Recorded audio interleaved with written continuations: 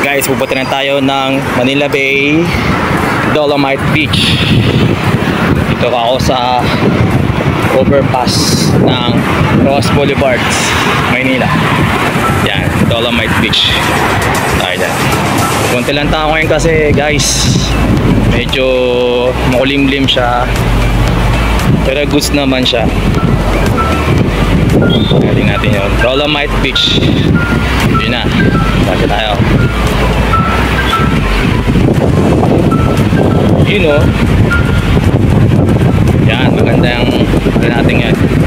Maganda ang araw, makulimlim siya, hindi siya ulan ng malakas. Sakto lang guys. Let's go. Guys, lakad na tayo papuntang entrance.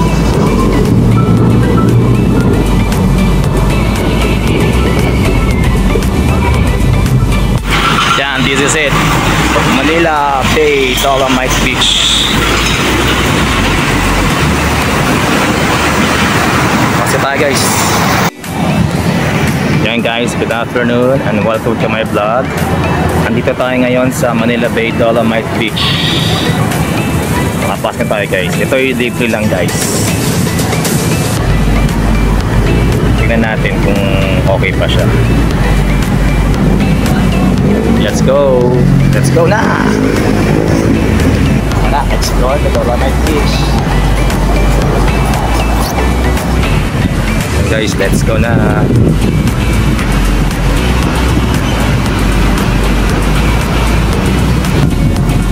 Tayo ngayon sa may bato na may marker. Yan natin anong klaseng bato ito. Marker lang siya ng Manila Bay before and after. Yan. Kita mo naman guys, hindi ko alam kung totoong bato to eh. Yun o, laki guys. Post natin sa kabila kasi meron rin marker sa kabila eh. Meron rin marker sa kabila.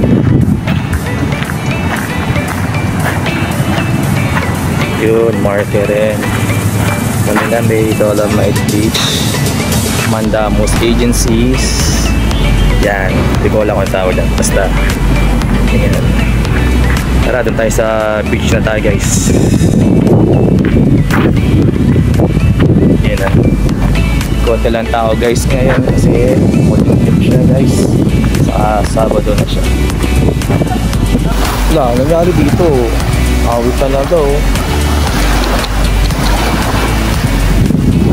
Tapos hindi na siya pino guys.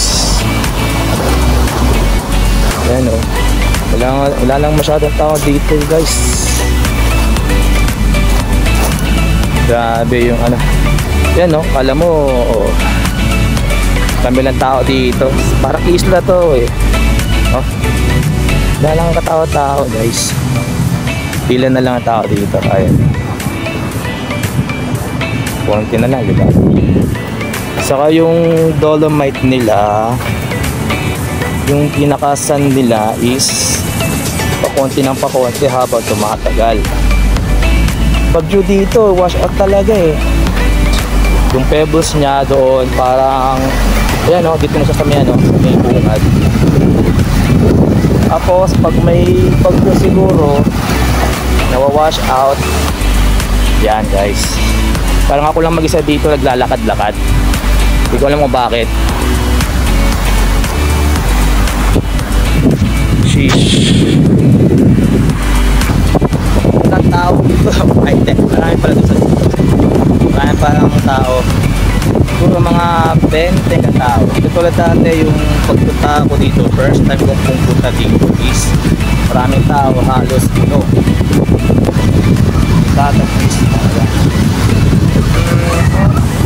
Yung hangin niya talagang itim. Medyo na siya guys. Wala kung bakit dito eh. Pinaka gandang strukturang ginawa ng tao dito sa Manila. Siguro ano, after ng pandemic 2021 or 2021 yan. Mga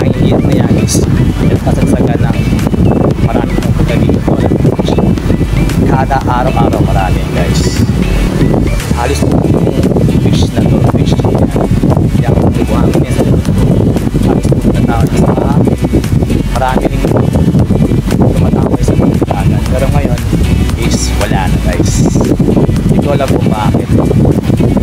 Siguro, nagdalang panahon na wala talaga po guys. Pag nakali mo na, nakita mo na tapos hindi ka na satisfied, hindi mo na babalik-balikan kasi ano ka na, na-display ka kung bakit.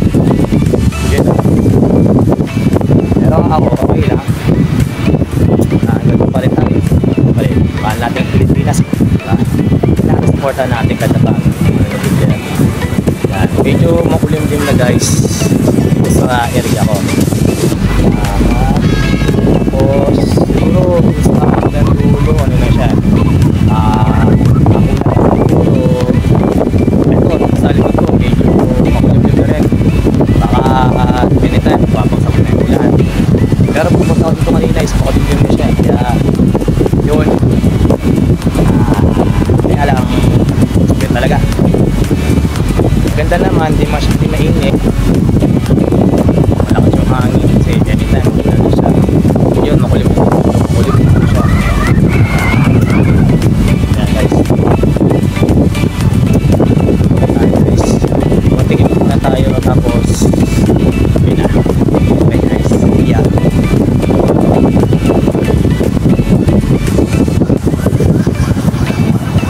Ayan guys, babadyan yung ulan sa dulo. Parang darating na ulan dito. Makulimlim na siya guys. Tapos yung mga tao konti na lang kasi kanina medyo marami ngayon. Iba pa uwi na sila guys. Yan.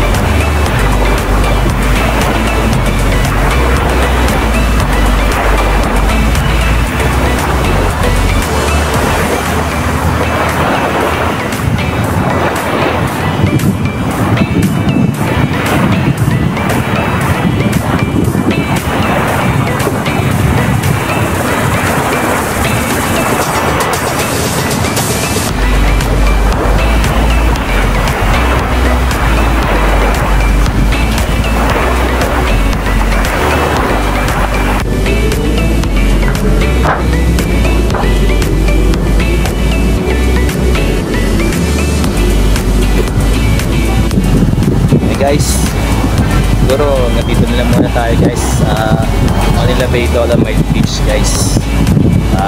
Thanks for watching. See you guys and God bless.